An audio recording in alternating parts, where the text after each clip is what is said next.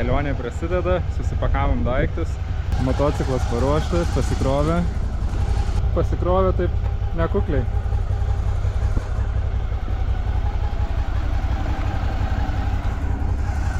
Pradedam kelionę. Sustojom pasigėrėti Lietuvos laukais. Labai gražiai atrodo.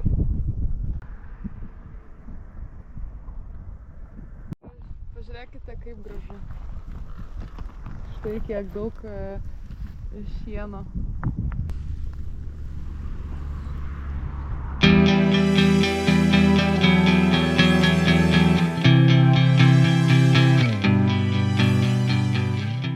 Pasikrovėm į laivą. Va, Kristina. Eisim pasivaikščiot po laivą. Žiauriai didelis laivas.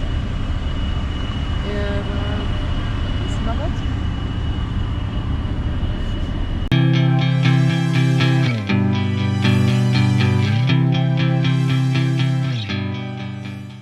Ragaujam silkę keptą su bulvių koše. Ir neblogai. Koks patiekalas. Nu jo, su roka. Silkė. Bet skanu.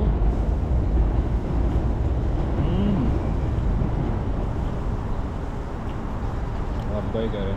Silkė su spanguolių džemu. Wow. Geras.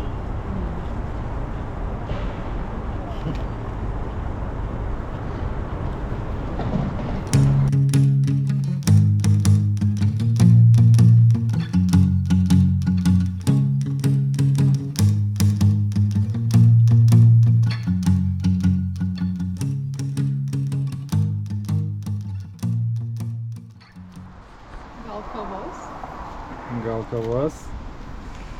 Jo. Dar be kava. Sustojom. Pirmas šios dienos sustojimas. Važiuojam į link Kristinehavn. Jo, judam Iš link. Vienas Kristinos uostas. Super. Tai toks šiandien pirmas sustojimas Švedijoje.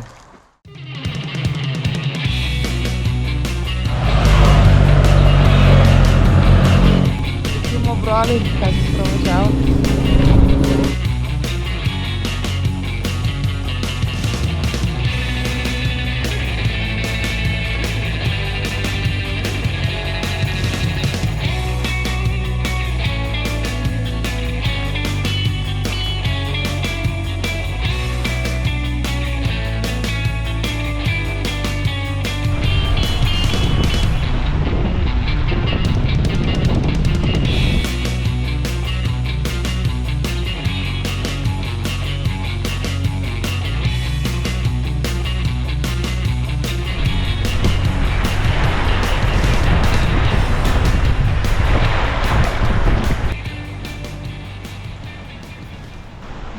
Švedijos kempinge. Poilsiaujam, puotaujam, vakarieniaujam. Jautieną su perlinėm kruopom. Kiaulieną su ryžių koše. Arbatą verdam. Kristina kiaulieną su ryžių koše. Yeah. Pasiparkavom. Jausmas tai kaip prie jūros.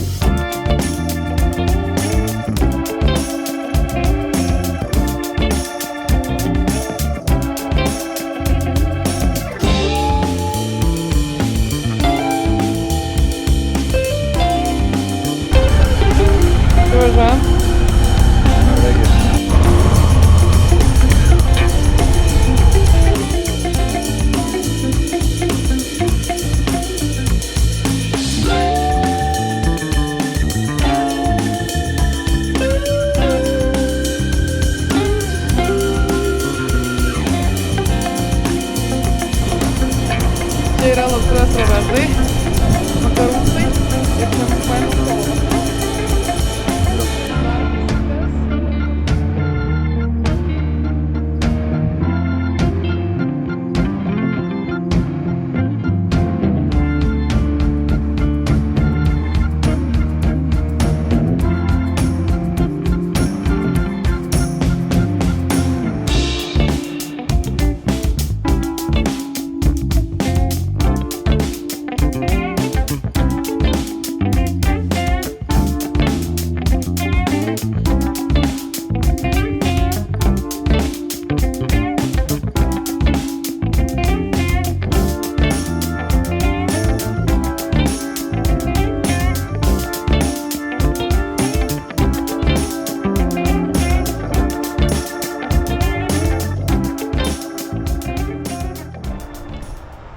Stojom pietų, žodžiu,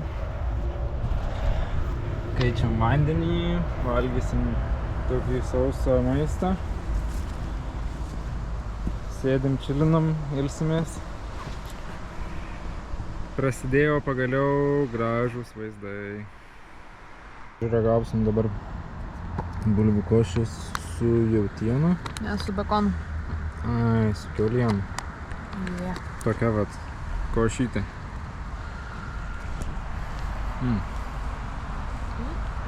Kaip skanu. Kai važiuosim, šiandien gerai. Nelyja, nesninga. Jau atrandame važinėjimo dinamiką. Kada stot noris, kada ledų norisi, kada pačilint, kada kamerą traukti, kada kamerą padėti. Jau dinamika atsiranda, jau viską. Ir už valandos kelio mašinos, tai už 2 valandų motociklų maždaug, pasieksime nakvynės vietą šiandien kalnuose.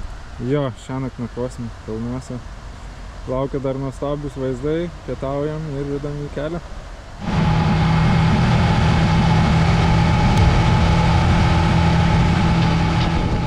Papasakosiu jums istoriją, kaip viskas prasidėjo, kodėl į Norvegiją ir kodėl motociklu. Aš net neplanavau keliauti motociklu į Norvegiją. Aš net neturėjau motociklo. Ši kelionė tai spontaniškas mano nutrūkdališkos sielos šauksmas. Tačiau vieną vasaros rytą, bevaikštant ežero pakrantę, man atėjo suvokimas. Jo gyvenimas juda per greitai ir juda į vieną pusę.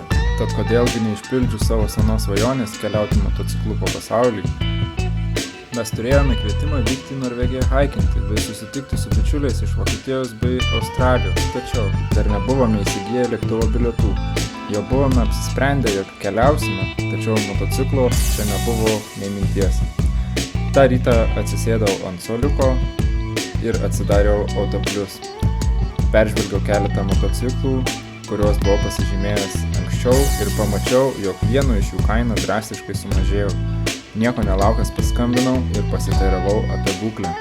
Tai buvo baltas Suzuki V-Storm DL650 Adventure motociklas su 3 metalinėmis daiktadėžėmis, lankais, šildomomis rankenėlėmis ir paaukštintu stiklu. Būtent tokio man ir reikėjo šiai kelioniai. Susitariau, nieko nedelsdamas, kad motociklą rezervuoju ir susiplanavau jau ateinantį savaitgalį pasiimti jį iš Kelmės. Parėjau namo ir paklausiau, ar dar neturime bilietų į Norvegiją. Apsidžiaugiau, nes jų dar neturėjome ir pasakiau, jog bilietų mums neprireiks, mes vyksime į Bergeną motociklu. Motociklo aš neturiu, bet turėsiu jau sekantį savaitgalį. Taip spontaniškai įsigijau motociklą ir už 2 savaičių išvykome į Ventspilį, kur mūsų laukė keltas į Švediją. Kadangi susiruošti laiko buvo visai nedaug, reikėjo suktis gana greitai. Parsivariau motociklą, sekančią savaitę padariau minimalų motociklo aptarnavimą, sulaukėme 2 moto aprangos, padarėme test drive'ą Lietuvoje su visa ekipiruotė ir nakvynė miške, na ir už keletos dienų jau judėjome Norvegijos link.